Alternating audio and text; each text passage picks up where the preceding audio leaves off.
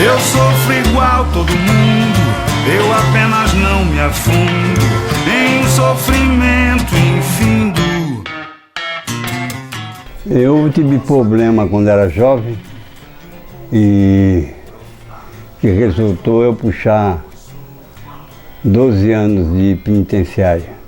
Nós estamos aqui no Vale do Anhangabaú, do lado do viaduto do chá, um dos cartões postais da cidade. Eu estou aqui do lado, na Conselheiro Crispiniano, Teatro Municipal está na minha frente, é no quarteirão de baixo. É o antigo Cine Marrocos, é uma ocupação de moradia. Eu fui catadora também em determinado tempo, morando aqui mesmo. Eu catei latinha, papelão, desci o morro para levar lá embaixo do ferro velho e tal.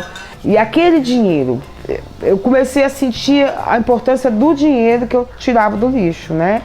E não o que as pessoas estavam olhando, porque as pessoas riam de mim. Hoje os vizinhos estão aí, vendo meus filhos grandes, não acreditam. Mas eles riam da minha cara, porque eu estava descendo com o carrinho cheio de papelão. E aquilo um pouco me doeu no meu orgulho, mas eu falei, meu, que se dane. Então eles que venham comprar o leite pro meu filho beber. Quando é mar, a maré, e quando já não dá pé. Aí eu saí de condicional em 2005. Fui na pastoral carcerária, onde fui encaminhado para a revista Ocas. Mas aí depois eu fui vendo, vi a revista, gostei, já li a revista logo de cara, falei, meu, vou vender isso aqui rapidinho. Aí ela me deu, saí com as revistas debaixo do braço e fui vender mesmo, já com a fala, do jeito que eu sou, assim, alegre. Então entrar no Movimento Nacional da População de Rua foi até um estímulo que o antigo companheiro, que agora está em Brasília, o Matheus, foi lá no Cimento, falou, me chamou, falou, pô, o movimento precisa de gente como nós, como você. E eu fui, acabei sabendo que existia a Ocas, aí entrei também na Ocas. Então ela começou, na verdade, em 2000. Aí levamos 2 anos planejando, discutindo, foi um processo bem participativo, né? Até chegar em 2002, quando em julho foi lançada a revista aqui nesse espaço, aqui no pátio do colégio.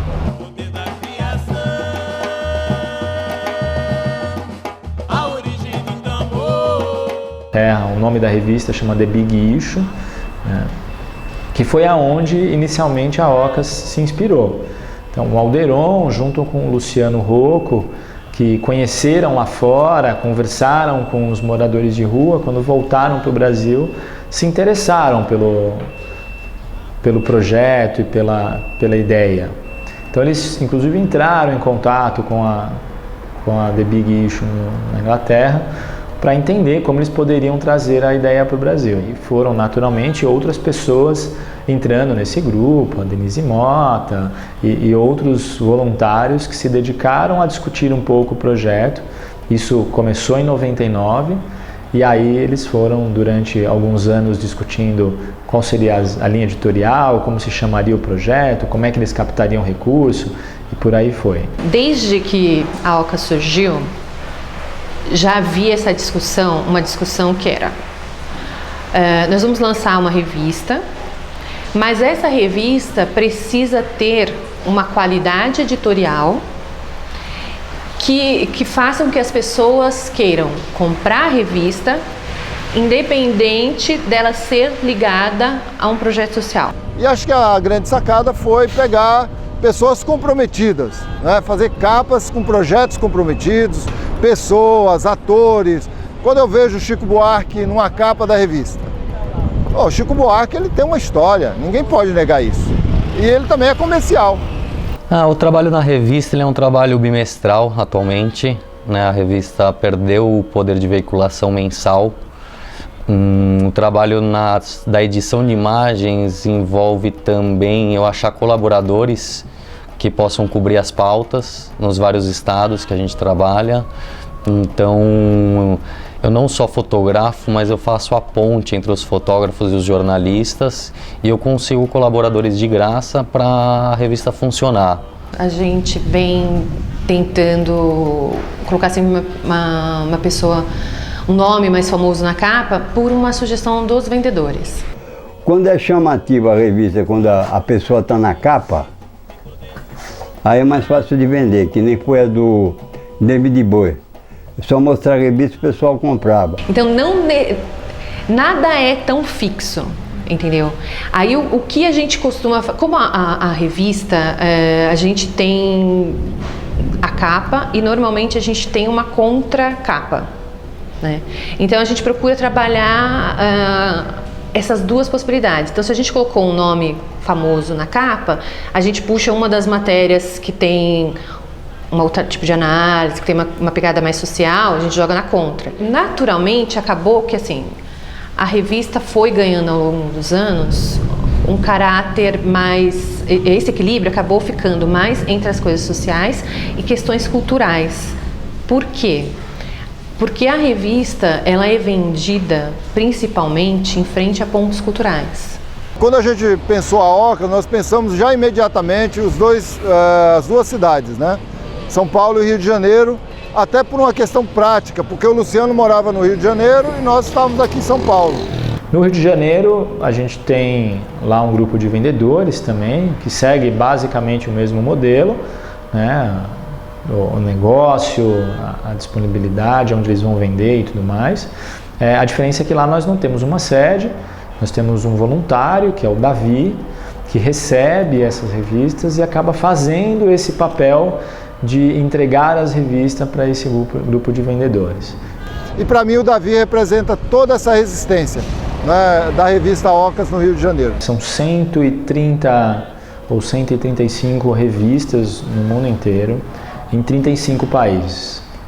Então, alguns países têm mais do que 2, 3 publicações. Estados Unidos, por exemplo, tem lá mais de 20 organizações com 20 publicações diferentes. Existe uma organização, que é a INSP, que é a International News Street Paper, que reúne todas essas revistas e projetos, e uma vez por ano, por exemplo, existe um congresso, nós vamos todos para lá para discutir ideias, conversar, né, trocar experiências.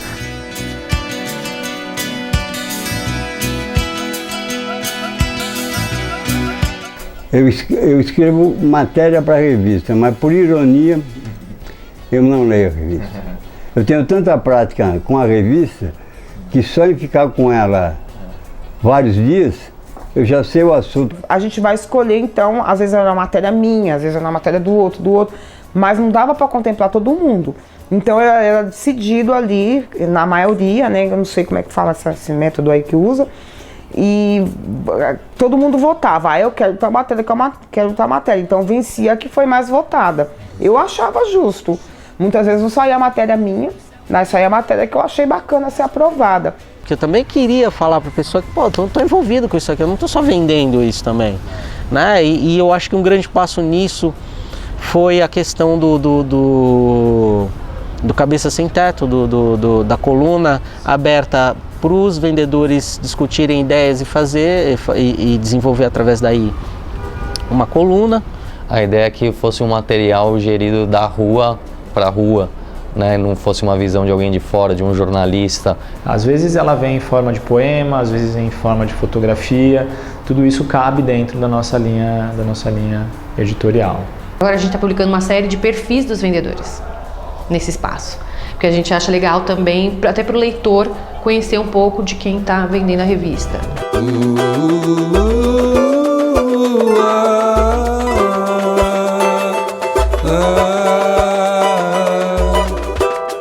Tive razão, posso falar, não foi legal, não pegou bem.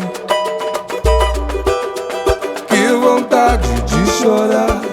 Na rua as pessoas circulam muito, as pessoas não param no lugar, porque para sobreviver ele tem que caminhar, tem que sair. Então na Ocas tinha muito a rotatividade de vendedores, então isso dificultava. Precisaria de uma estrutura, e precisa de uma estrutura permanente, de acolhida, de acompanhamento do vendedor, de divulgação e tal. E isso é muito difícil num projeto que é totalmente voluntário. A pessoa quando vai para a rua, o grande problema é que ele perde a capacidade de se enxergar, de ver seu potencial, de ver sua dignidade, né? O vendedor da Ocas, eu acho que ele descobre isso. Não, eu posso, eu ainda tenho dignidade e vou conquistar essa dignidade com o meu trabalho. E ele vai atrás disso. Pode parecer uma coisa incoerente, mas voltar a trabalhar. A rua é terrível, né? Quando uma pessoa está profundamente deprimida, cai no chão. A gente sabe, qualquer um de nós, por um triz, não está na situação de rua. Eles falam, mas esses vendedores, esses moradores de rua estão na rua porque querem. E aí eu sempre faço a pergunta, né? O que é escolher?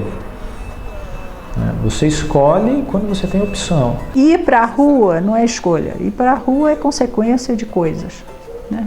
Ou de profunda depressão, ou de desestruturação, de falta de dinheiro, que é terrível, terrível, falta de dinheiro mesmo, de fome. Depois nós temos, eu costumo dizer que são as causas imediatas, né? Que é o desemprego, é a urbanização exagerada. Nós temos uma urbanização muito acelerada no país, né? De repente a gente muda em 10 anos, você muda 70% rural, 30% urbano, de repente em 10 anos você muda. Você passa a ter 70% urbano e 30% morando na área rural. Quer dizer, as cidades incharam.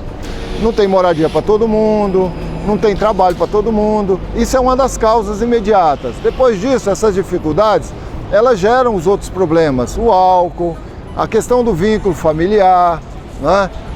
A questão hoje que aí tá expostas para nós aí, né? A questão da insegurança, da violência, né? Eu digo que é um equívoco social chamar alguém de morador de rua, porque ninguém mora na rua. A rua é um lugar de passagem. Mas é uma situação de alta exposição, super exposição.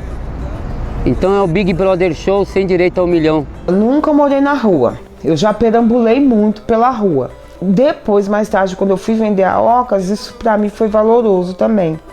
Porque eu sabia, então, se aquele cara tá deitado na calçada e ele tem uma revista como a Ocas, por que não melhorar a vida dele, né, indo vender a Ocas? Cada um tem uma história diferente, então é difícil você classificar, né, falar que é um vagabundo, que simplesmente não quer, né? Lógico que sempre tem de todos os tipos, o drogado, o violento, mas todos eles têm um porquê, né? Um grande número desse, o sistema não consegue depois preparar a sua volta para a sociedade. Então ele também vai para onde? Vai para a rua. A rua acolhe todo mundo. E muitas vezes a gente ia para Maria Alice, que é a psicóloga lá do projeto que resolveu muita coisa na minha vida, que eu achava que psicólogo era coisa de rico, era coisa de gente besta, mas aí eu fui ver como que é bacana e como todos nós precisamos de um psicólogo. É todo um processo que é muito longo e difícil, então é importante ter a Maria Alice, é fundamental lá, eu acho. O tipo de terapia que ela faz, coletiva e tudo mais. Acho que é fundamental até para o grupo, né? Para se verem como grupo e se ajudarem lá dentro. E eu trabalho com 2 métodos, um método corporal e um método de psicodrama. Mas não é isso que é importante. Primeiro que é fundamental eu estar lá sempre, faça sol, faça chuva, que eles venham, que eles não venham. É um ponto de segurança para eles, tá? Segurança para quê? É um ponto que olha para os vendedores como pessoas, como cidadãos. Não tem pena de ninguém ali, viu? Quer dizer, não é essa a linguagem. É uma linguagem de estimular a autoestima, de estimular a realidade que eles têm dentro deles, a inteligência e trabalhar instrumentalizá-los para que eles consigam sair do estágio em que estão. E tem uma gana que a gente sente não só no olhar, na forma dela conduzir a atividade, de trabalhar. E uma relação de confiança parece uma coisa bobinha, né? Relação de confiança, mas eles confiam em você. Ela é construída todo santo dia. Uma das questões que a gente pensou muito quando a gente estava preparando o projeto da Ocas era que a revista não poderia ficar só como um projeto de geração de renda. Ele também teria que fortalecer aquelas pessoas que vinham para ser vendedores. E como é que a gente fortalece essas pessoas? Porque a ideia, inclusive, inicial era que a pessoa não ficasse mais de 1 ano vendendo revista, que a revista fosse uma passagem. E aí a gente começou a pensar, mas como a gente pode fortalecer essas pessoas? Então veio a terapia, né? A terapia foi uma das possibilidades, uma terapia muito específica, que aí foi, na verdade, partiu de uma voluntária, que é a Maria Alice, Depois veio as oficinas de escrita, porque a revista também tem um espaço para o vendedor, né? O Cabeça Sem Teto foi um espaço pensado para que o vendedor possa expressar, possa trazer sua história. E a ideia era fortalecer também ele para que ele mesmo escrevesse a sua história.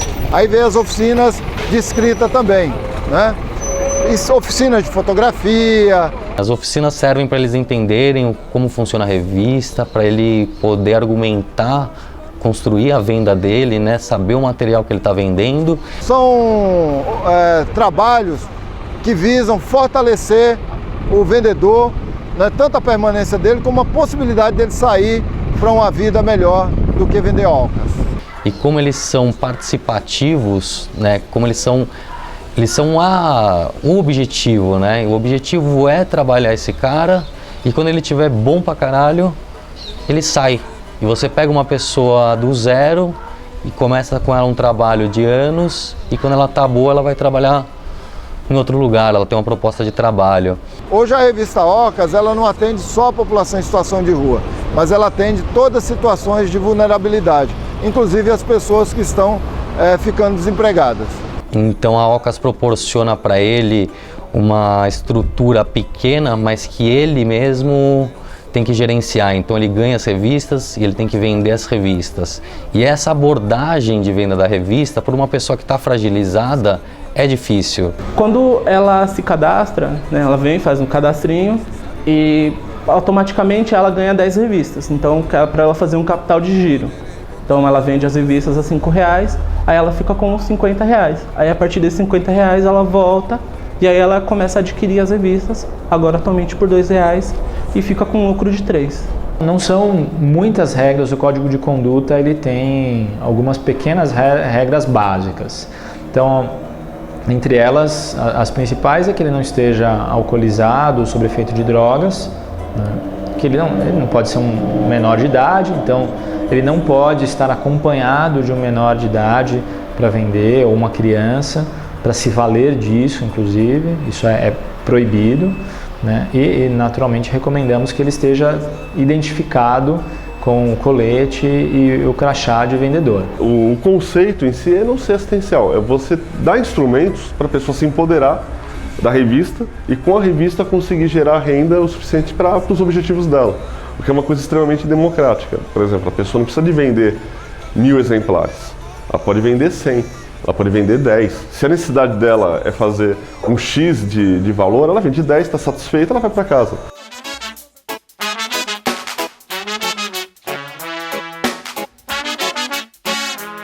A Ocas, atualmente depende muito de patrocínio, mas na verdade o patrocínio ele vem de anúncio na revista.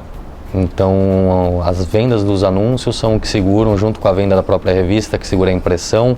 O anúncio ele segura a estrutura física, a casa, a internet, o ponto de venda, confecção de uniforme, de crachá, oficina de jornalismo, de fotografia.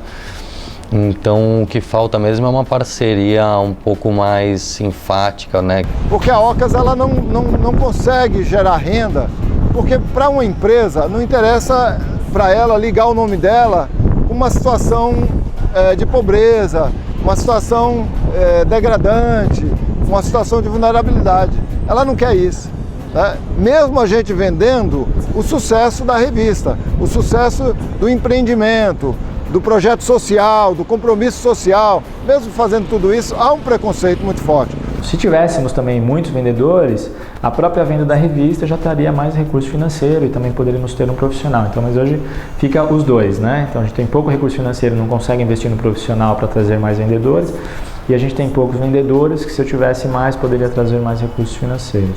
Enquanto isso, a gente tem ali a Big Issue de Londres, que é a matriz, né, da International Network Street Papers, que a Ocas faz parte, e os caras têm 200 voluntários lá dentro, né? É uma empresa que funciona, que tem um financeiro, que tem um vendedor, tem um atendimento, tem odontológico, psicólogo, todo o suporte, tem banho, tem um lugar para descansar, para o cara tomar um leite, acesso à internet. Infelizmente as pessoas no Brasil não tem o hábito de fazer uma doação planejada.